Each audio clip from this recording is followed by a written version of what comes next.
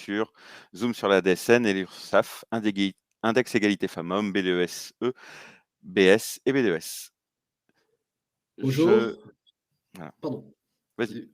Bonjour, donc je suis Gilles Lefin, cofondateur de D2BI, accompagné par Bruno Bruno. Martin-Slédo, cofondateur aussi des 2BI et directeur produit. Pour le webinar, je vous inviterai, si vous avez des questions, à utiliser le chat qui est à votre disposition. Nous prendrons les questions. Si nous pouvons y répondre en direct, nous le ferons. Et si les questions sont un peu plus complexes, nous renverrons à la fin du webinar pour y répondre, où nous vous invitons également à prendre rendez-vous avec nous sur le bouton cliquez ici qui est en haut de votre écran, afin de pouvoir en discuter plus longuement ensemble. Et également pour récupérer par exemple les slides du webinar ou prendre rendez-vous pour une démonstration ou un accompagnement plus important. N'hésitez pas à prendre rendez-vous directement là-haut. Merci. Voilà. Comme vous le verrez sur la présentation, toutes les références aux articles législatifs et réglementaires sont signalées par un lien hypertexte que lorsque vous aurez le document, récupéré le document, ben, vous pourrez aller voir dans le détail. Donc voilà, nous allons démarrer. Alors pour 2022, effectivement, nous allons partir sur la règle donc définie de l'effectif par l'URSSAF et le lien avec la DSN et par voie de conséquence, les impacts sur l'index égalité femmes-hommes, la BDES-E, le bilan social et pour la fonction publique, la base de données sociale. À chaque fois, on fera un petit rappel de la loi, on vous mettra en exergue l'actualité lorsqu'elle existe, et Bruno, à chaque fois, essaiera de vous démontrer comment D2BI peut vous accompagner dans toutes ces problématiques. Donc, nous allons démarrer avec pourquoi l'URSSAF en 2022 et la DSN. Il faut savoir que la loi Pacte en 2019 a identifié des problématiques majeures, à savoir la multiplicité de seuils d'effectifs, en plus répartis en plusieurs niveaux, et ceci pour les PME et les ETI, avec, dans chaque contexte, des modes de calcul qui diffèrent fonction de la législation sur laquelle on s'appuie, notamment le Code du travail ou le Code de sécurité sociale ou d'autres. D'autre part, constaté que les petites entreprises évitaient d'embaucher lorsqu'il y avait ces notions de seuil. Et comme c'était assez complexe et la mise en œuvre, vis-à-vis, comme dans toute activité d'entreprise, les frais personnels rentrent quand même de manière importante comme charge, donc du coup, hésiter. Et c'était une problématique qui a été vraiment relevée. Alors, que propose cette loi Pacte pour résoudre ces problématiques? Eh bien, dans un premier temps, c'est de simplifier les seuils et de les répartir en 3 seuils caractéristiques que sont le seuil 11, 50 et 250 salariés, mais auquel il faut rapprocher aussi pareil et rapporter le seuil des 20 salariés, et ceci uniquement pour l'obligation des emplois des travailleurs handicapés. Ensuite, comme on l'a vu, il y a plusieurs codes de travail. Donc, le choix, vis-à-vis de cette loi de pacte, c'est de dire maintenant, je vais m'appuyer que uniquement sur un code de la sécurité sociale pour définir le calcul de mes effectifs. Qui est à ce moment-là concerné pour édicter ce calcul? Eh bien, maintenant, c'est l'URSSAF. Et l'URSSAF, pour simplifier la vie des entreprises, puisque c'est vraiment dans ce cadre-là que ça rentre, eh bien, elle s'est dit maintenant, comme toutes les entreprises se doivent de générer la déclaration sociale non nominative, DSN, eh bien, je vais m'appuyer sur ces données.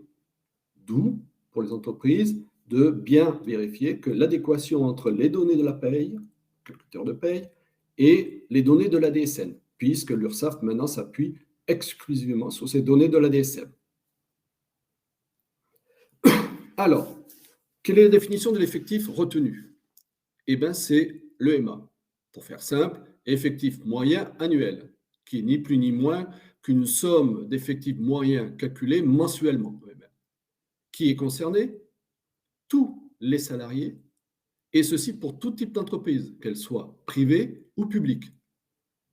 Comment est-il calculé? Je vais me baser déjà d'une part sur le contrat, et ensuite, je vais regarder effectivement son temps de travail effectif ou temps de présence.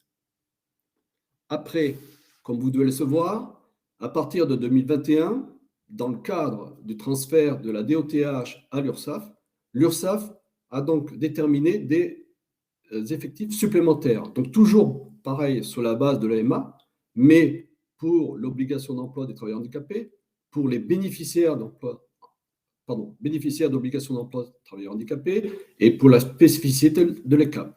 Donc maintenant, tout est calculé par l'URSSAF. L'URSSAF s'est engagé vis-à-vis des entreprises de mettre sur le site donc, de l'URSSAF de l'entreprise l'EMA, et ceci pour le titre de 2021, qui vous permettra de vérifier que vous êtes en adéquation entre vos effectifs 2021 par rapport à ces nouveaux calculs édictés par l'URSSAF. De la même manière, il s'est engagé de publier avant le 15 mars 2022 les effectifs qu'on a vus supplémentaires pour le ETH, BOTH et ECAP. Maintenant, voyons quelles sont les étapes de ce calcul. Alors, comme on le voit ci-haut, il y a 6 phases de calcul qui regroupent les 8 règles de gestion à ce jour retenues. La première, je vais regarder le contractif sur le mois, le fameux MPD qu'il déclare, qui en fin de compte est le mois principal déclaré. C'est-à-dire pour une DSN de janvier, je vais regarder en janvier, février, je vais regarder février, et ainsi de suite. Soit le contrat est compris dans ce mois déclaré, je retrouve, soit il est exclu, je n'en tiens pas compte. Après, la deuxième phase assez importante, qui est la règle numéro 2, je vais regarder les exclusions de certains contrats. À titre d'exemple, les CDD de remplacement, les contrats d'apprentissage ou les contrats de formation professionnelle, voire les mandataires, mais attention, selon la date.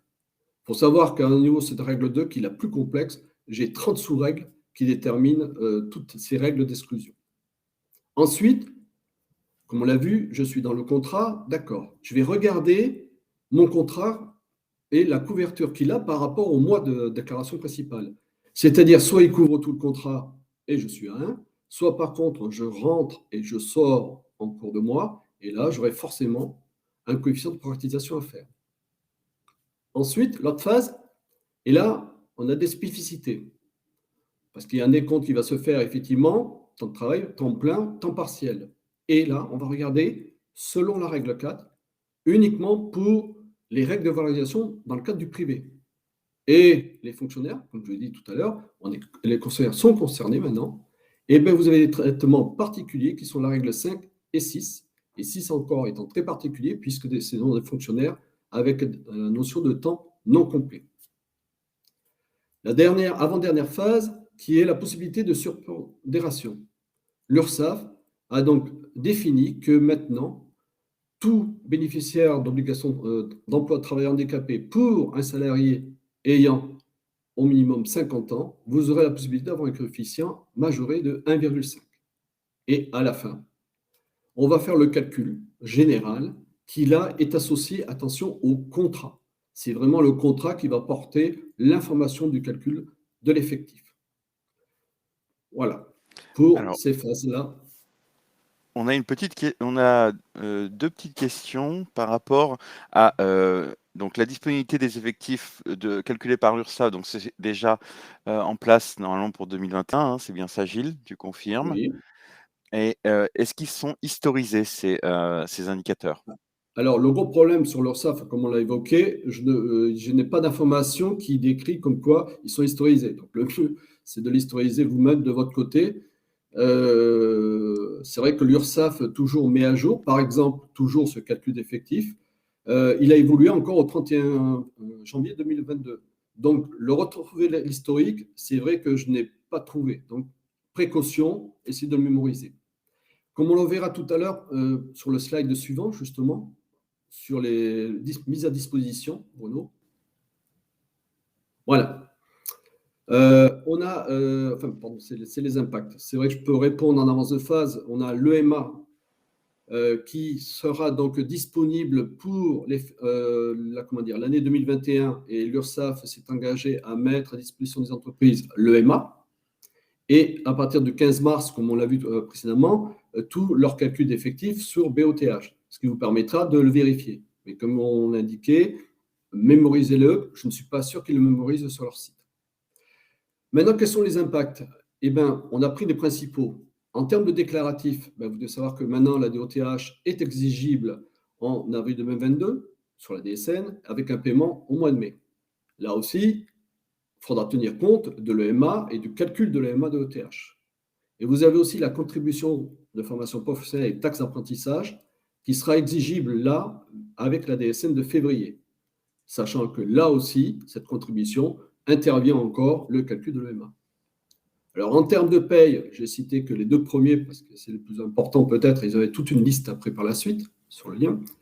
Vous avez la fameuse contribution du final avec les deux taux, 0,5, 0,10 pardon, et 0,5, qui est fonction du seuil. Donc là aussi, un calcul de l'entreprise. Maintenant, seuil à 50 salariés. Et là, on attire votre attention puisque finalement, ces deux taux ont par voie de conséquence une notion sur le calcul de la réduction générale, puisqu'il intervient dans le coefficient. Sachant que beaucoup d'entreprises PME, TI bénéficient de la réduction générale. Donc, bien faire attention à ce seuil-là, qui soit bien enclenché, parce que votre coefficient est différent, surtout au seuil critique de 50 salariés. Ensuite, vous avez le forfait social, qui là aussi fonction de la taille de votre entreprise. Alors, nous avons 2 petites questions. Est-ce que les effectifs sont disponibles par établissement, notamment, pour le versement mobilité, puisque certains travaillent par zone? Là, je ne peux pas vous dire comment l'URSSAF a décliné. Là, il faudrait se retourner vers l'URSSAF. Il n'indique pas plus d'indications que ça que je vous indiquais. Peut-être que par la suite, ça va venir.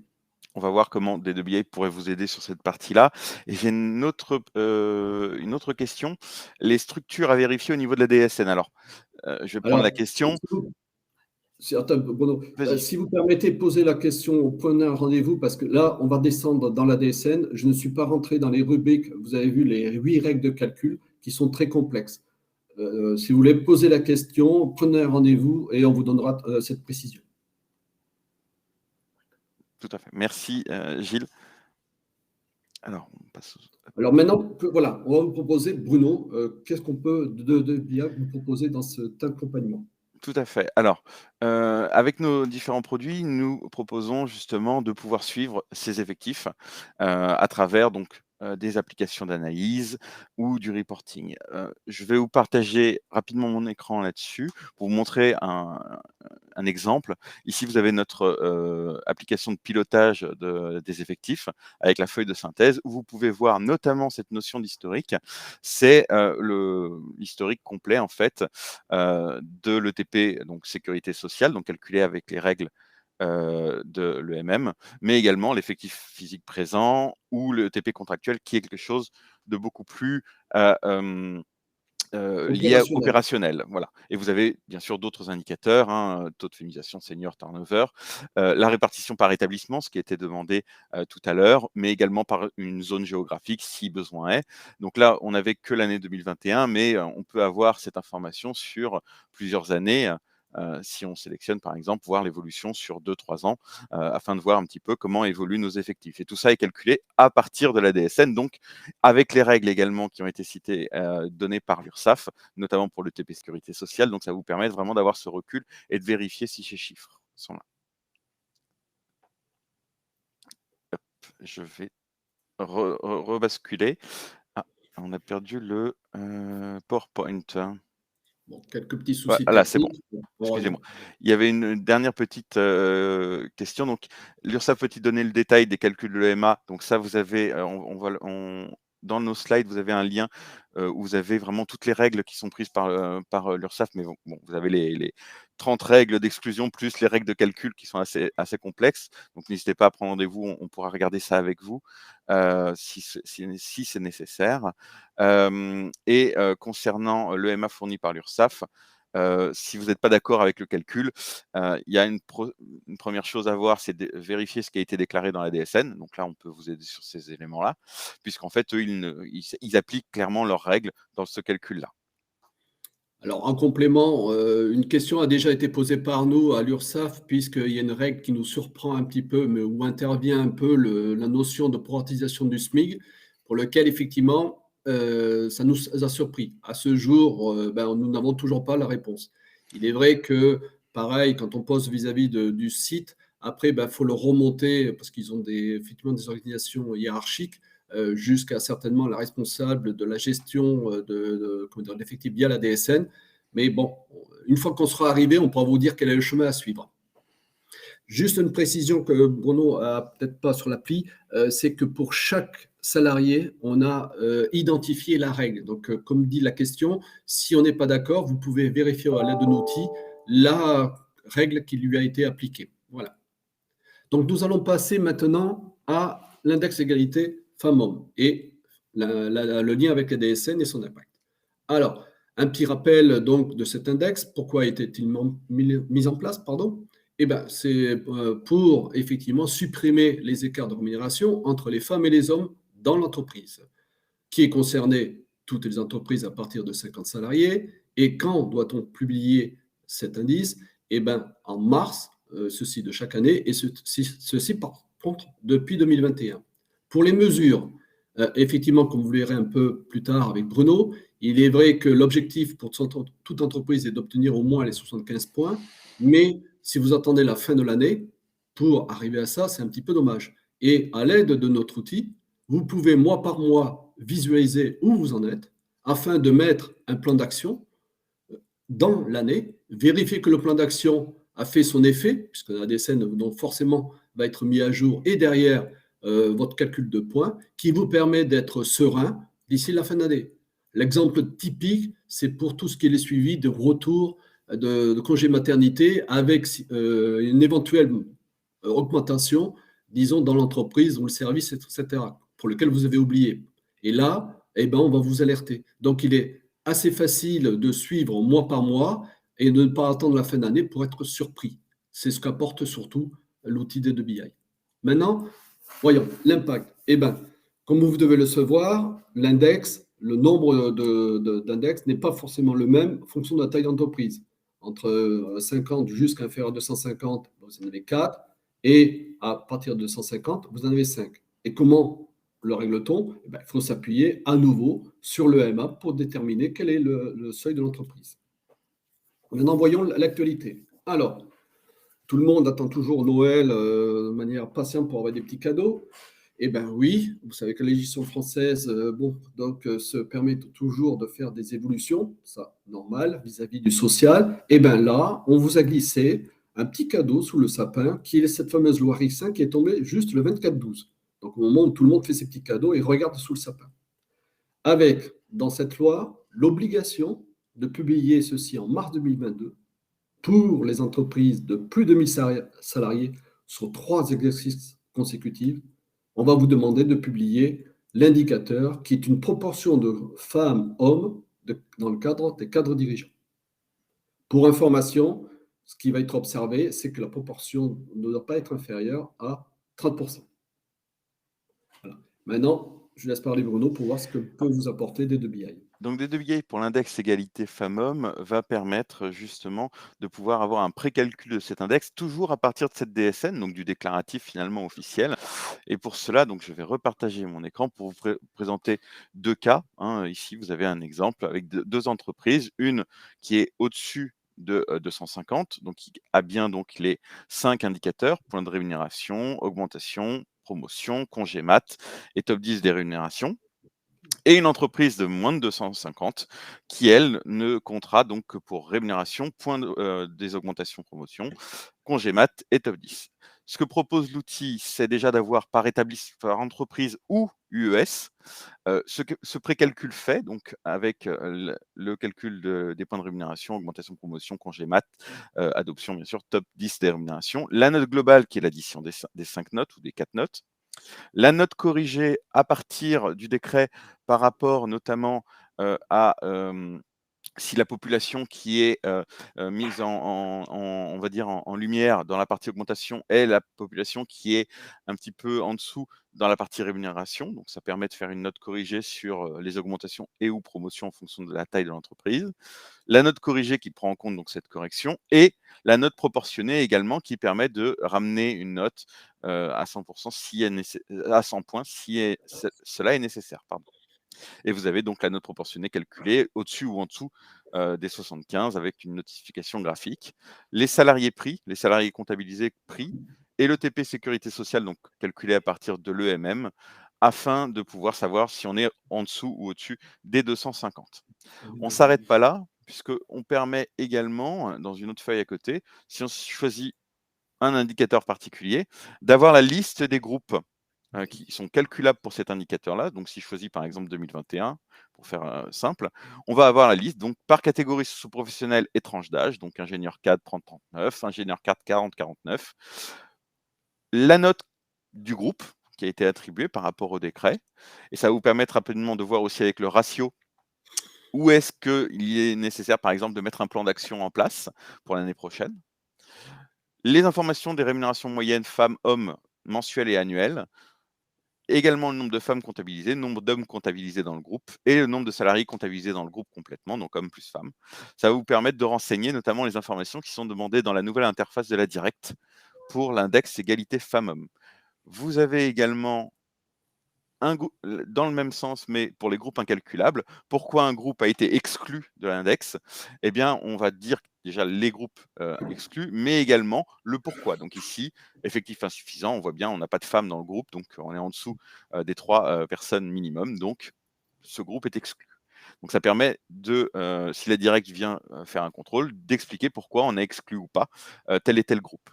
Et enfin, dans la dernière feuille, vous allez avoir les éléments au niveau de chaque salarié, avec les informations contractuelles, les informations d'âge, d'ancienneté, la CSP, la date de début de contrat, la date de fin de contrat, si la personne est partie ou pas, avec les éléments de salaire de base, moyen, les primes, les autres revenus, la rémunération moyenne calculée, pour savoir pourquoi cette personne est prise ou pas dans l'index, ou justement de pouvoir cibler votre plan d'action sur telle et telle personne, parce qu'il y a un problème sur un groupe particulier. Voilà. Je repasse la main à Gilles. Bon, voilà. Après l'index, ben, nous allons passer à la B2S E et le lien avec la DSN. Alors, juste un petit rappel, la B2S E est à présenter à chaque CSE et sans accord, potentiellement de 6 à 12 selon la taille de l'entreprise. Pour rappel, les contenus des rapports sont déterminés par les 2 articles cités fonction de la taille de l'entreprise. À titre d'information, pour les entreprises entre 50 et 299, vous avez environ 99 indicateurs. Pour, à partir de 300, vous en avez 212. Dans les items proposés donc, de ces 2 articles, donc, vous en avez 10 là maintenant actuellement, pour ces indicateurs, vous avez le choix, si vous négociez bien sûr, de pouvoir répondre à tous les items, mais pas à tous les indicateurs, ce qui peut donc réduire le nombre d'indicateurs. Et surtout, avec la négociation indiquée par l'article en bas 2312-21, il est possible d'exclure les items 8 et 9, ce qui soulage un peu la B2S, puisque sans négociation, sans rien faire, je vais prendre celle à plus de 300, ben vous devez renseigner les 212 indicateurs, ce qui est quand même de manière assez conséquente. Maintenant, l'impact. Eh ben, de la même manière, il va falloir déterminer est-ce que je suis dans le BDS entre 50 et inférieur à 300 ou plus de 300. Et ceci, toujours pareil, je vais me baser par rapport à l'EMA. Et pour certains indicateurs dans la B2S, il faut savoir que déjà le périmètre est défini en équivalent temps plein. Donc, du coup, maintenant, il faut s'appuyer sur le droit de la sécurité sociale. Maintenant, l'actualité. Alors, depuis tout à l'heure, je vous parle d'un B2S E. Le E est venu en plus maintenant. Pourquoi? Eh bien, conformément à l'article cité sur le climat et la résilience, eh bien, maintenant, il va falloir inclure des données environnementales. Et attention, cet article est valable et mis en vigueur depuis le 25 août. Donc, forcément, vous devez inclure les informations. Même si, à ce jour, le décret qui viendra venir par la suite va vous donner très précisément les indicateurs environnementaux à inclure. Mais l'article cité ci-dessous, 2312-36, vous donne déjà l'intitulé qui doit apparaître dans votre BTSE. C'est le 10e, avec l'intitulé Conséquences environnementales de l'activité d'entreprise. Ce qui veut dire qu'à ce jour, votre BDES-E doit inclure ce 10e item et vous devez mettre déjà vos indicateurs de suivi environnementaux en attendant bien sûr que le décret vous les précise. Mais là déjà, vous devez les renseigner. Et comme il est indiqué aussi, l'index égalité femmes-hommes doit aussi faire partie de cette BDSE. Et là, avec le petit cadeau de Noël qu'on vous a offert, vous devez rajouter l'indicateur de la loi RICS. Maintenant, que propose donc D2BI dans ce cadre-là? Alors, on a 2 petites questions, je me permets rapidement. Donc, on avait une question, est-ce qu'il est possible de prendre rendez-vous avec nous? Oui, par le petit bouton, tout en haut de votre écran, le bouton «Cliquez ici» avec, «Prendre rendez-vous». Cliquez bien sur le bouton «Cliquez ici» et est-ce que vous aurez le support de formation enfin le support, du webinar? Oui, n'hésitez pas donc à cliquer sur le bouton là-haut pour le demander afin que nous puissions vous l'envoyer. Voilà, merci beaucoup. Alors, D2BI va vous proposer, pour vous aider sur la partie B2SE, une B2SE complète sous format Word pré-rempli. Donc, on pré-remplit aujourd'hui 109 indicateurs quantitatifs par rapport aux 193 attendus, hein, toujours dans les quantitatifs. Et pour ceux qu'on ne peut pas répondre parce que l'information n'existe pas en DSN, on va mettre l'indicateur présent et on va signaler cette information à remplir manuellement.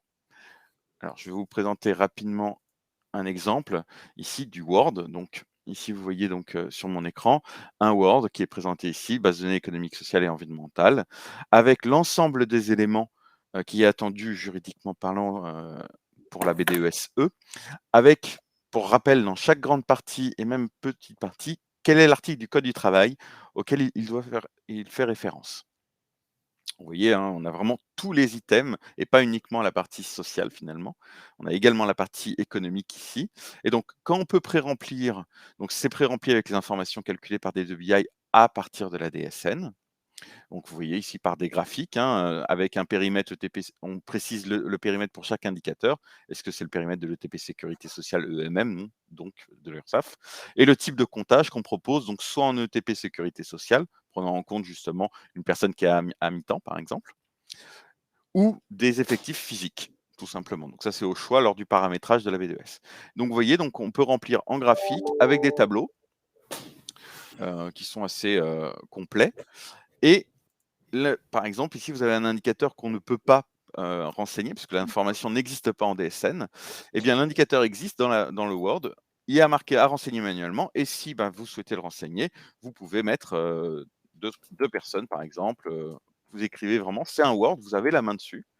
Et si vous souhaitez, par exemple, le supprimer parce que vous n'avez pas l'utilité de le présenter au CSE, c'est un Word. Donc, pareil, vous supprimez l'objet. Vous avez juste à mettre à jour la table des matières en automatique avec une mise à jour via Word. Et ça va prendre en compte le nombre de pages qui ont sauté et bien sûr les parties que vous avez supprimées, tout simplement. Donc, le document est assez long, donc on va pas prendre, mais vraiment, on prend tous les éléments des effectifs, le suivi des absences et également toute la partie rémunération un peu plus bas. Hop là. Voilà, sur la partie rémunération, aussi la partie égalité femmes-hommes, hein, qui permet justement d'avoir tous les indicateurs quasiment au niveau femmes-hommes. Donc là, on est sur la partie rémunération. Et à la fin, donc on va retrouver ce fameux chapitre qui a été rajouté, donc le 10, conséquences environnementales. Et également, on a préparé pour la loi RICS, donc ici l'index égalité femmes-hommes, et on rajoutera la partie donc cadre dirigeant qui est en cours de développement pour mars. Voilà. Et je rends la main à Gilles.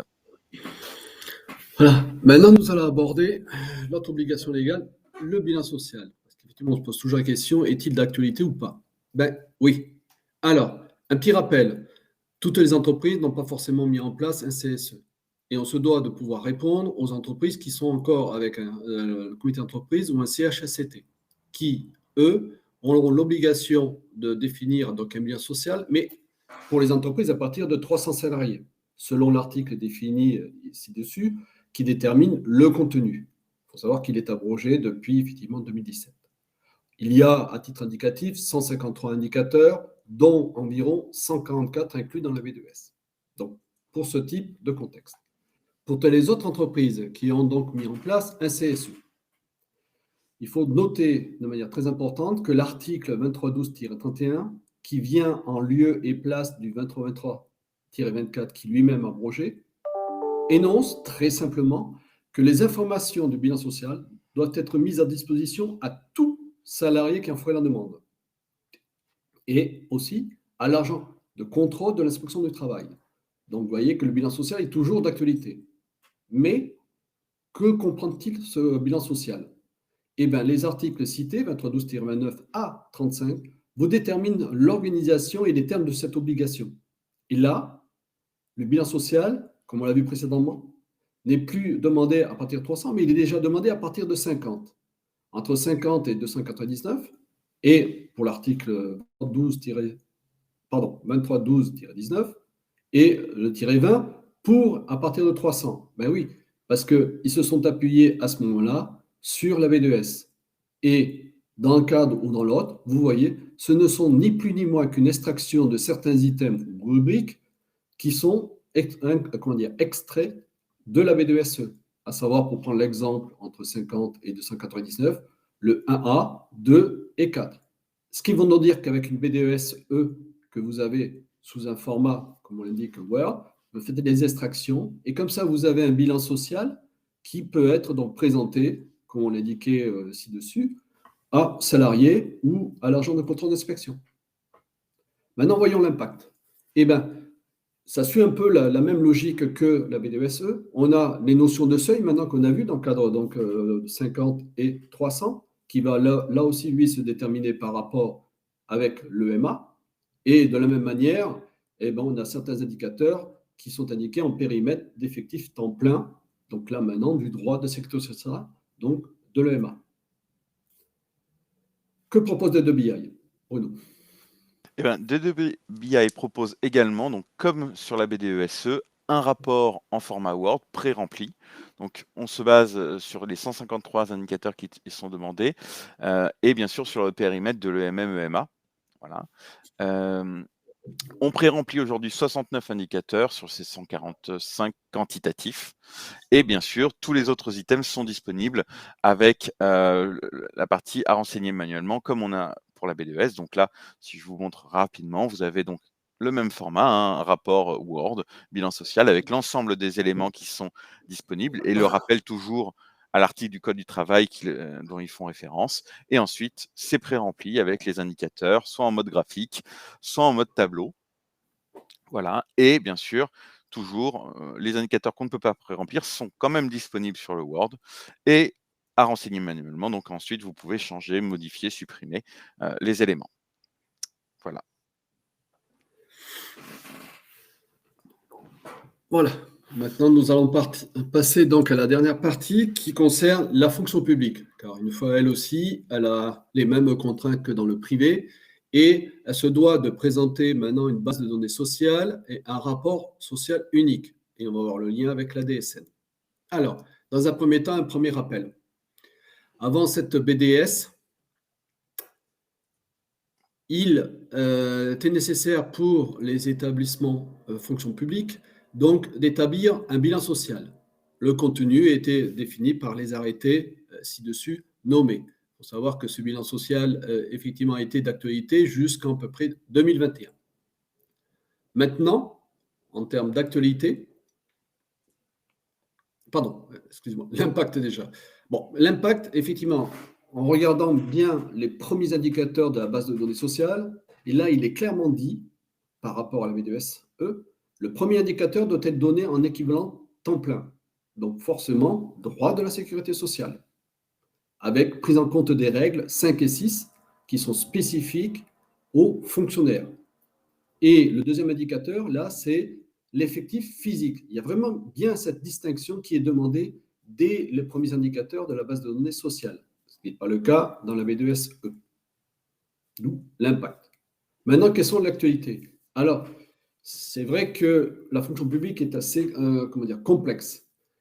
Il y a 3 sigles. La fonction publique de l'État, c'est-à-dire des organismes style les ministères, Assemblée nationale, Sénat, voire donc c'est tout ce qui est centralisation, mais aussi régional qu'on peut avoir, par exemple la trésorerie. Vous avez aussi la fonction publique territoriale. On part de la commune, comité d'agglomération, département, région. Et la dernière fonction publique, c'est elle hospitalière, donc tout ce qui est lié à l'activité de la santé. Maintenant, la transformation de la fonction publique, à l'issue de cette réflexion qui a été faite, donc au travers de la loi, il a été défini deux parties. La première, qui est le décret donc, du 30 novembre, qui lui va déterminer le contenu de la BDS selon l'article 1, où ce contenu il est spécifiquement détaillé, comprend 10 items et environ 60 indicateurs.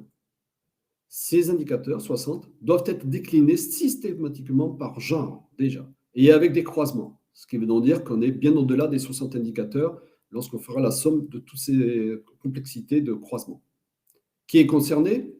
La fonction publique de l'État, hors ministère, Assemblée nationale, Sénat, tout ce qui est administration centrale. Par contre, toute la fonction publique territoriale et fonction publique hospitalière est concernée par ce décret. En complément, l'arrêté cité, du 7 mai 2021, lui va venir fixer le contenu de la BDS pour la fonction publique de l'État. Et là, on va retrouver nos 10 items, puisque c'est la même classification. Par contre, on va retrouver 189 indicateurs qui, eux aussi, doivent être déclinés en genre ou sexe et déclinés des croisements. Ce qui veut donc dire qu'on est bien au-delà des 200, certainement, et voire peut-être des 212 de la BDS. Maintenant, à qui doit-on adresser cette base de données sociale? Eh bien, il y a deux instances qui est fonction de la taille d'entreprise, qui est le comité social d'administration ou le comité technique. Maintenant, voyons le calendrier. Comme vous verrez, aussi, en termes de calendrier, il est quand même assez rapproché. Selon le décret donc déterminé et surtout l'article 12, vous vous apercevez que la base de données sociales doit être disponible au plus tard le 31 décembre de cette année. Ensuite, le rapport social unique. Alors, le rapport social unique se base bien sûr sur les données de la base de données, avec pour certains indicateurs des mises en place de plans d'action et d'autres indicateurs. Donc, il est un peu plus complet que la base de données. Et lui doit être élaboré à partir des données pour 2020, 2021 et 2022, sachant que lors de présentation au comité technique seront retenues les années 2020 et 2021. Et que propose DBI, Bruno? Pardon. DWI proposera en fait une BDS pour la fonction publique territoriale et hospitalière sous format Word dans la même pratique que ce qu'on fait pour le privé dans la BDES-E ou le bilan social à partir de T3 2022. Voilà. Donc, moi, dans un premier temps, je vous remercie d'avoir participé et en espérant que l'intérêt de ce qu'on vous a prêté par rapport à vos activités. Et je laisse le mot de fin à Bruno. Alors, je vous propose, on a encore quelques minutes. Si vous souhaitez poser des questions, on pourra les aborder si on a le temps et si elles ne sont pas trop complexes directement ensemble. Sinon, n'hésitez pas à prendre rendez-vous pour avoir donc les slides, bien sûr, mais également pouvoir discuter sur des questions particulières, des points particuliers ou avoir une démonstration plus complète de l'outil et de comment on peut vous accompagner. Sur le bouton, cliquez ici en haut de votre écran. Donc allez-y, si vous avez des questions, n'hésitez pas par le chat à les poser et nous pourrons y répondre, prendre un peu de temps pour y répondre.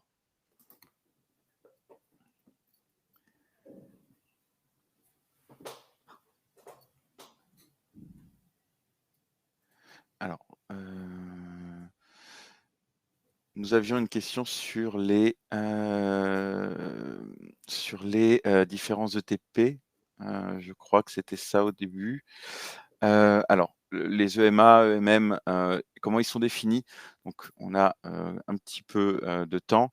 Là-dessus, vous avez donc sur un lien du PowerPoint, vous retrouverez en fait les définitions et les règles justement de calcul de ces indicateurs qui sont définis par l'URSSAF et qui sont mises à jour très régulièrement. Il y a eu une mise à jour en septembre 2021, fin septembre, début septembre 2021, pardon. Et comme disait Gilles, on a eu une mise à jour qui était rétroactive, ça veut dire qu'elle se base sur le calcul pour 2021 de certains effectifs. Et elle est sortie le 31/01/2022 pour vous dire voilà comment ça bouge et comment ça évolue. Et en complément aussi, c'est que sur ces règles-là, il faut tenir compte de la date, puisque certaines règles sont à prendre en compte selon certaines dates, d'où la complexité supplémentaire. Tout à fait. Alors, on a une question sur les sociétés d'intérim. Donc, en effet, nous pouvons prendre en compte les DSN qui sont faites par les sociétés d'intérim. Là-dessus, les règles de l'URSSAF permettent de prendre en compte ces effectifs-là. Donc, c'est quelque chose que nous sommes en capacité aujourd'hui de faire. Et nous pouvons, pour les entreprises qui prennent des intérimaires, intégrer par exemple de nouveaux fichiers en plus, par exemple des extracts de la paye avec cette population-là particulière, pour les intégrer et mélanger les données avec, entre guillemets, les données de la DSN pour avoir une visibilité complète sur les effectifs internes ou externes. C'est vrai qu'un complément, Bruno, on n'a pas dit, mais effectivement, l'outil choisi permet d'intégrer d'autres données, aussi bien formation ou autres, externes, à des fins de pouvoir compléter, comme on le sait sur la BDES, les informations de type formation ne sont pas à ce jour dans la DSN, peut-être demain, mais en attendant, on est capable d'inclure et donc d'enrichir pour certains établissements la BDES. Alors, j'ai une question sur les structures à vérifier au niveau de la DSN. Donc, comme je disais, il est très compliqué d'aborder l'ensemble des règles qui sont données par l'URSSAF, puisque ça concerne énormément de blocs et dans la DSN et de rubriques. Mais en effet, si on veut faire, n'hésitez pas à prendre rendez-vous, qu'on en discute un peu plus hein, longuement et en plus en détail. Mais en gros, le bloc 40, qui est le bloc de contrat, est un des blocs qui est le plus utilisé. On va également avoir des blocs au niveau des bases assujetties, donc le 78, et également tout ce qui est ce qui concerne les suspensions de contrats pour certains types de populations. Donc ça veut dire tout ce qui est bloc 60-65, enfin surtout 65 sur les suspensions de contrats, mais voilà, qui vont être utilisés. Mais là, c'est vraiment que certains blocs. Après, pour le détail des rubriques, n'hésitez pas à nous contacter, à prendre rendez-vous. On en discutera. On pourra aller plus loin avec vous sur ces éléments-là. Nous avons une documentation aussi qui est complète au niveau de notre outil sur les différentes règles qui sont appliquées pour quelle rubrique. Donc, n'hésitez pas.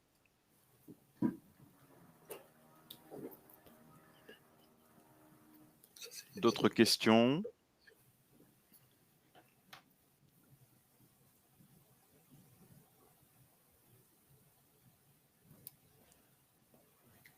Bon. Bah, écoutez, Ah. Ah.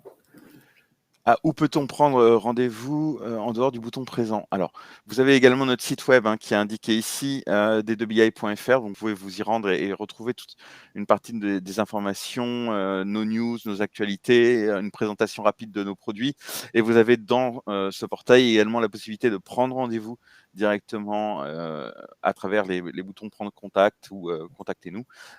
N'hésitez pas à le faire également par le site web si vous voulez le faire un peu plus tard après avoir digéré un petit peu tout le contenu de ce webinaire. C'est avec grand plaisir.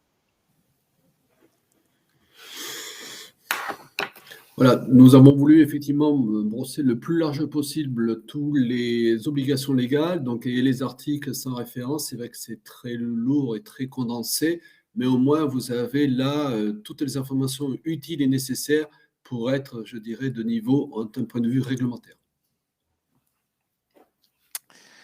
Écoutez, on arrive à la fin du temps imparti. On vous remercie pour votre disponibilité et votre présence. N'hésitez pas, encore une fois, si vous souhaitez en discuter avec nous un peu plus tard, à prendre rendez-vous directement sur le bouton cliquez ici, ou sinon par notre site web également sur d2bi.fr afin de parler un peu plus sur les sujets que nous avons abordés, mais également sur nos outils et comment on peut vous aider. Merci beaucoup et je vous souhaite un très bon appétit et une bonne journée. Merci à toutes et à tous et bonne continuation et à bientôt.